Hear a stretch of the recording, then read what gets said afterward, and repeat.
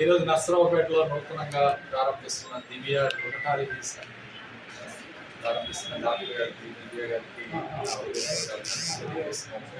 ముఖ్యంగా ఈ ప్రాంతంలో గత 20 సంవత్సరాల నుంచి చాలా మంది ఈ యొక్క కీళ్ళవాతం రోగంతో బాధపడుతూ ఉన్నారు.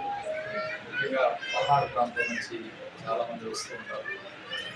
వీళ్ళందరికీ కూడా మంచి అవకాశం ఈరోజు ఉంటుంది.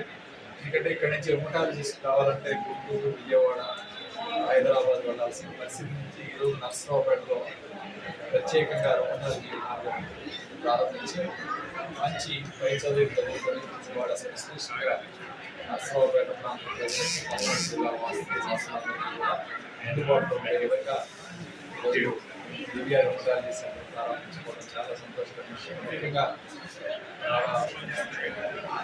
ఒక విత్తనం నాటినప్పుడు చెట్టుగా మలిసి అనేక మందికి అనేక రకాలుగా ఉపయోగపడుతుంది.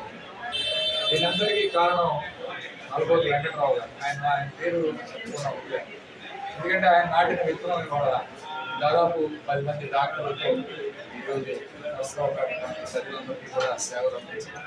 ప్రత్యేకంగా ఆయన ఈ ప్రాంతంలో సంతగుడిపాడులో దేవాలయాల నిర్మాణంలో కానీ ఈరోజు నర్సరావుపేటలో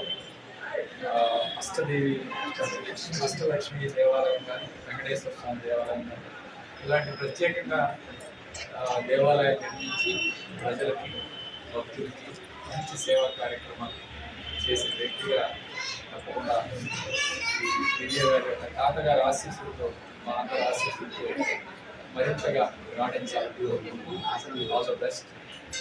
సెలవు.